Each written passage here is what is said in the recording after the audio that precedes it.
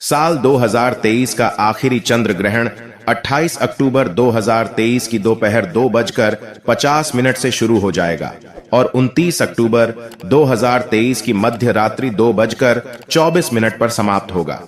आइए जानते हैं इस दौरान देश दुनिया में इसका अनुकूल व प्रतिकूल क्या प्रभाव पड़ेगा। इस वीडियो में आपको चंद्र ग्रहण पर विस्तार से जानकारी प्रदान करेंगे, जैसे कि दिन, तारीख, समय सीमा आदि। इसके अलावा धार्मिक दृष्टि से चंद्र ग्रहण का क्या अर्थ है, इसके प्रभाव क्या है और सूतक काल के साथ साथ गर्भवती महिलाओं को इस दौरान कौन सी विशेष सावधानियां बरतनी चाहिए, किन चीजों से बचना चाहिए।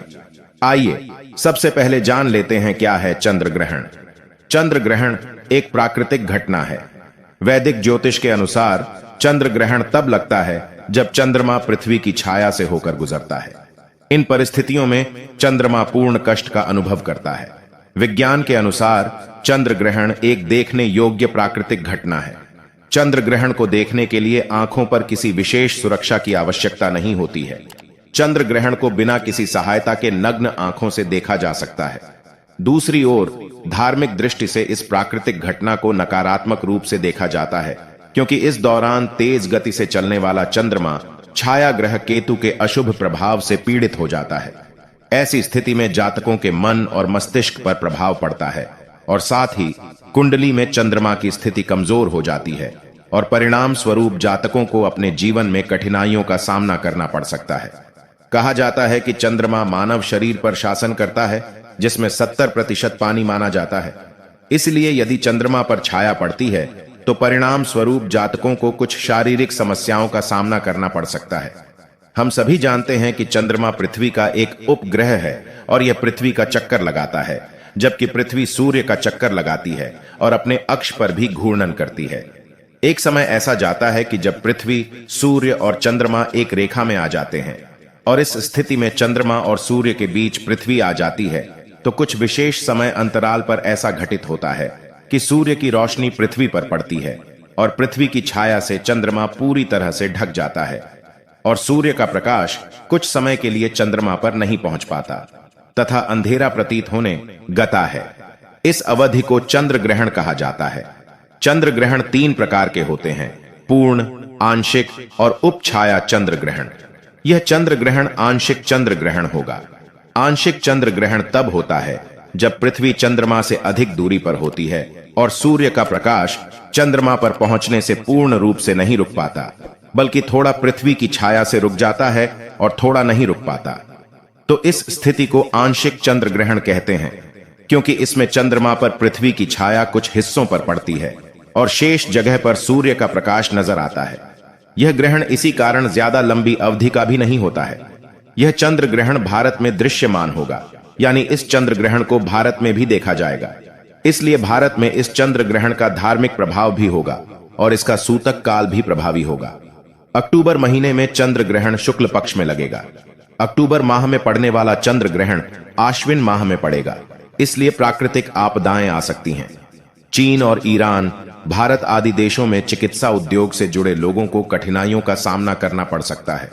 आग, बंदूक, गैस आदि से संबंधित क्षेत्रों में काम करने वाले लोगों को चंद्र ग्रहण के दौरान कुछ परेशानियों या हिंसक दुर्घटना का सामना करना पड़ सकता है।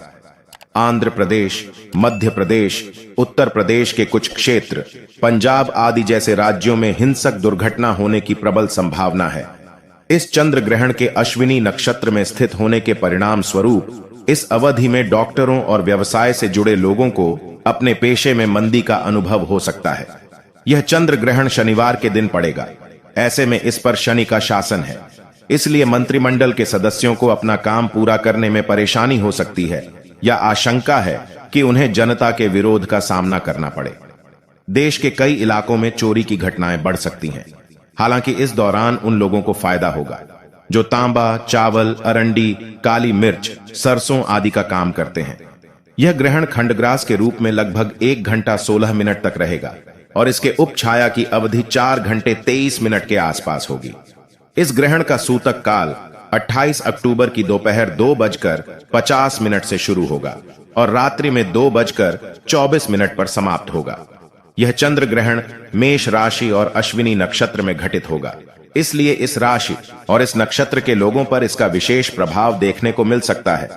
ज्योतिषीय दृष्टि से देखें तो जिस दिन और जिस समय यह चंद्र ग्रहण लगेगा उस समय गुरु और राहु एक साथ युति कर रहे होंगे तथा शनि, मंगल, सूर्य आदि की इन पर दृष्टि होगी। इसलिए यह ग्रहण अनिष्टकारी साबित हो सकता है। इसके चलते दुनिया भर के कुछ इलाकों में भारी बारिश और अकाल जैसे हालात हो सकते हैं। दूसरी ओर भारत को विदेशी देशों से संघर्ष या प्रतिकूल स्थिति का सामना करना पड़ सकता है। चंद्र ग्रहण 2023 शक्तिशाली होगा और लोगों पर इस ग्रहण का गहरा प्रभाव देखने को मिल सकता है। मेष राशि वाले या अश्विनी नक्षत्र में जन्मे लोगों को इस दौरान अपना खास ख्याल रखने की आवश्यकता हो सकती है, क्योंकि ग्रहण के दुष्प्रभाव कई परेशानी पैदा कर सकते हैं। आइए अब जान लेते हैं कि गर्भवती महिलाओं को किन किन सावधानियों को रखना होगा। चंद्र ग्रहण के दौरान गर्भवती महिलाएं रखें इन बातों का ध्यान। ज्योतिष शास्त्र में बताया गया है कि चंद्र ग्रहण के दौरान गर्भवती महिलाओं को धारदार चीजों का इस्तेमाल भूलकर भी नहीं करना चाहिए। ऐसा करने से मां और बच्चे पर बुरा प्रभाव पड़ता है। ग्रहण के दौरान तनाव मुक्त रहने के लिए हर समय भगवान का नाम जपते रहना चाहिए। साथ ही मन में नकारात्मक विचार नहीं आने चाहिए। इस दौरान विवाद और तनाव से भी बचना चाहिए। चंद्र ग्रहण के दौरान सोने से परहेज करना चाहिए। इसलिए इस दौरान विशेष रूप से गर्भवती महिलाओं को सोने से परहेज करना चाहिए। माना जाता है कि इसका नकारात्मक प्रभाव बच्चे के मस्तिष्क पर पड़ता है। ग्रहण खत्म होने के बाद गर्भवती महिलाओं को पवित्र जल से स्नान अवश्य करना चाहिए। इसलिए हो सके तो ग्रहण के बाद पानी, गंगा जल या पवित्र जल मिलाकर स्नान करें। ऐसा करने से ग्रहण का दोष मां और शिशु दोनों से हट जाता है। तो दोस्तों, उम्मीद है आपको यह जानकारी अच्छी लगी होगी। वीडियो को लाइक भले ही ना करें, लेकिन अपने दोस्तों के साथ जरूर शेयर करें ताकि वो भी चंद्र ग्रहण के अशुभ प्रभावों से बच सके। आप सभी का धन्यवाद।